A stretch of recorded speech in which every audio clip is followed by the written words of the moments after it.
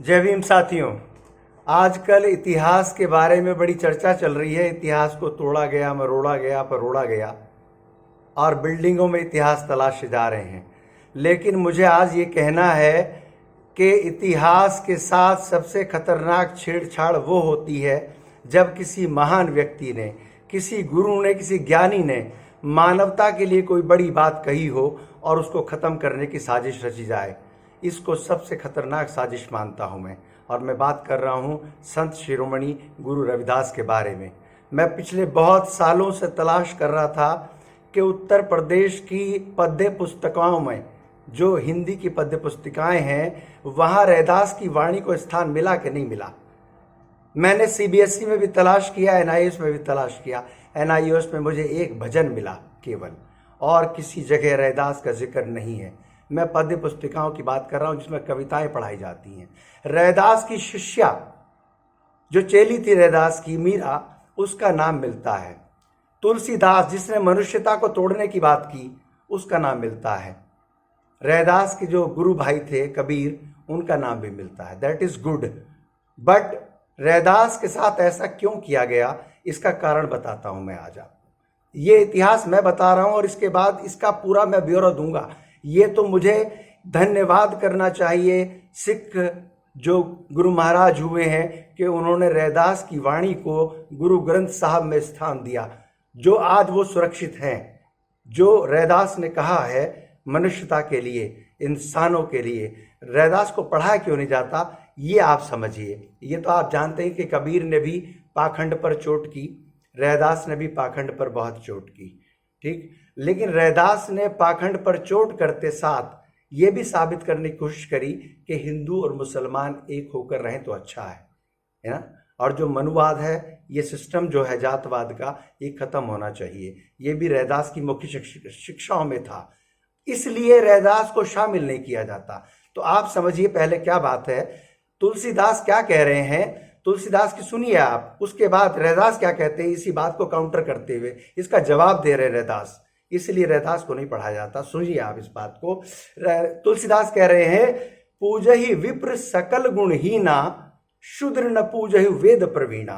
अर्थात ऐसा विप्र मतलब ब्राह्मण जिसमें कोई गुण नहीं है, ब्राह्मण है, उसको पूजो।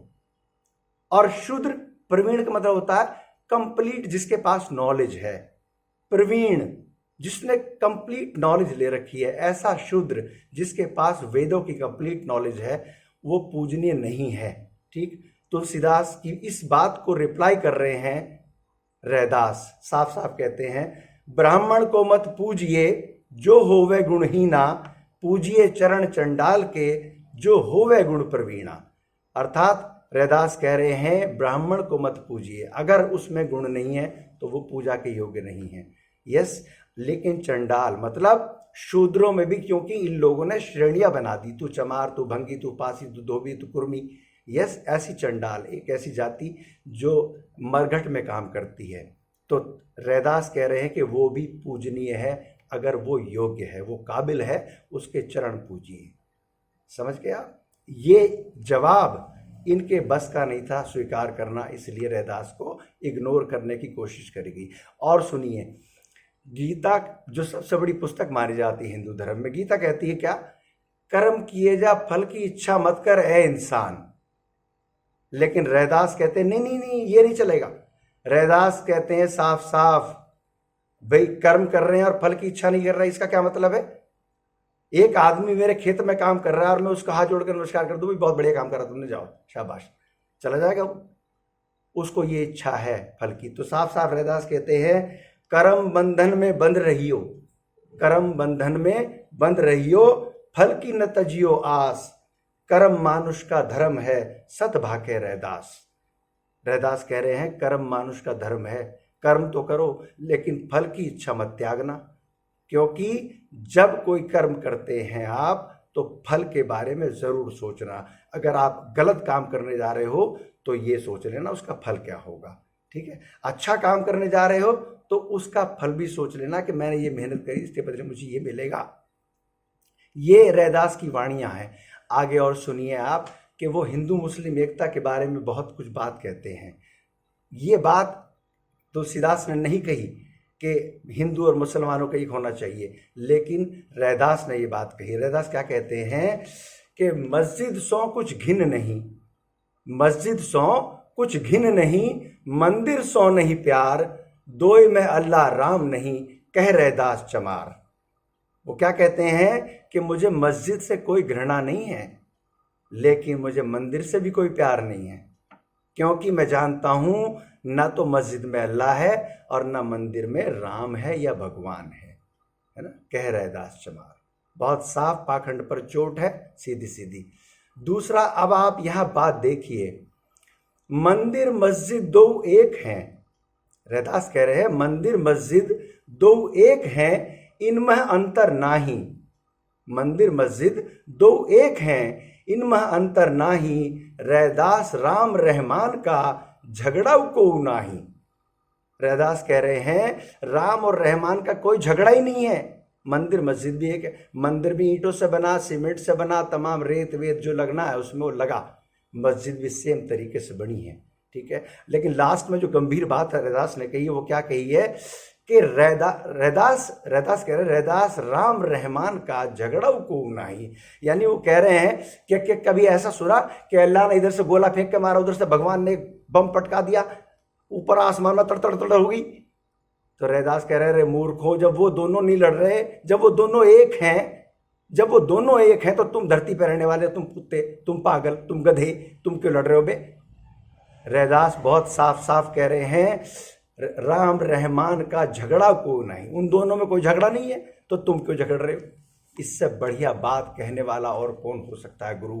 इन सब वाणियों को छुपाने की कोशिश की गई। और सुनिए आप दो तीन बातें, हालांकि मैंने कंप्लीट रिसर्च कर ली है, क्योंकि मैं तभी बोलता हूं when I have the complete knowledge about the subject और the content. This is my tendency, ये मेरी एक नेचर है।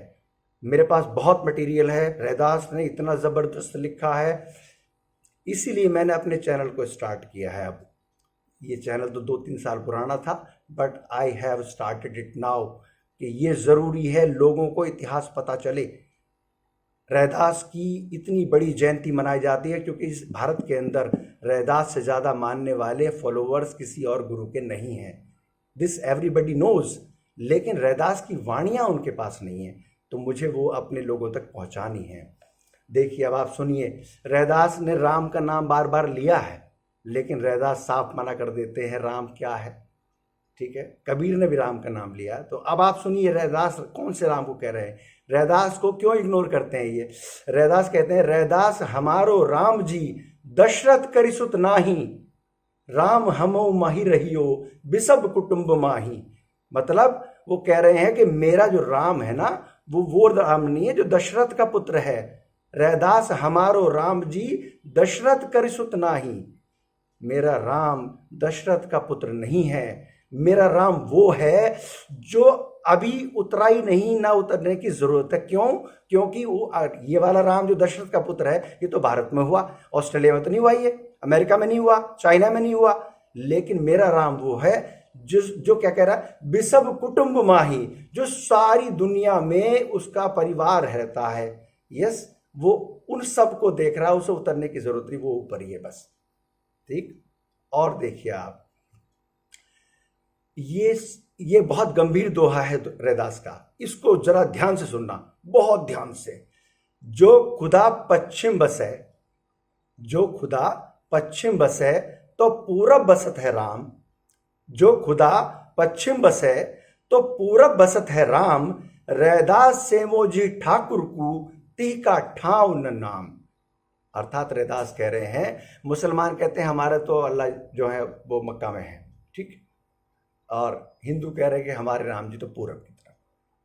लेकिन रैदास कह रहे हैं तुम्हारे होंगे भैया, रैदास सेवो जी ठाकुर को, अर्थात मैं जिस भगवान को मानता हूं उसका ठाव न नाम, ना तो उसका ठिकाना है ना उसका नाम है। भगवान नाम किसने रखा? भगवान। ये अल्फाबेट्स किसने बनाए? इंसान ने बनाए। अली बे तेटे से जी दाल डा जा सो आजो आड तो एन गैन फैन जो भी कुछ है, ये किसने बनाया? इंसानों ने बनाया। अब आप मुझे बताएं, रैदास ने कितनी गंभीर बात की है किसी का नाम कौन रखता है? उसके मां या बाप। क्या कोई आदमी अपना नाम खुद रखता है? क्या कोई अपना नाम खुद रखता है? ऐसा कभी नहीं हो सकता। इसका मतलब सीधा है कि भगवान ने अपना नाम खुद नहीं रखा, इंसानों ने भगवान का नाम रख दिया है। या तो साफ बताओ, भगवान का पिता कौन है, भगवान की मां कौन है? नाम रखने का अधिकार तो मां और पिता का है ना। अल्लाह का बाप कौन है, अल्लाह की मां कौन है? किसी को नहीं मालूम है। ये मनगढ़ंत कहानियां, रैदास ने ये जो ऐसी क्रांति की बातें की हैं, इसलिए रैदास को साहित्य में इग्नोर करने की कोशिश की, क्योंकि रैदास की बातों का जवाब नहीं है। ठीक है, अब आप एक लास्ट और समझ लीजिए, कितनी ये बात समझिए आज के दौर में जिस बात की बड़ी जरूरत है। जब सब करी दो हाथ पग, दो नैन दो कान, रैदास पृथक कैसे भये हिंदू मुसलमान। रैदास कह रहे हैं जब सब करी दो हाथ पग, दो नैन दो कान, अर्थात जब सबके पास देने वाले ने दो हाथ दिए हैं, दो पैर दिए हैं, दो आंख दी हैं, दो कान दिए हैं, तो रैदास पूछ रहे, फिर मैं पूछता हूं रैदास पृथक कैसे भये हिंदू मुसलमान। वो कह रहे हैं कि मुझे बता दो फिर हिंदू मुसलमान अलग कैसे हैं, जब सबके पास एक जैसी चीजें हैं। भाई शानदार। आज के लिए बस इतना ही। धन्यवाद, शुक्रिया बहुत बहुत, आपने मुझे सुना। जय भीम, जय भारत।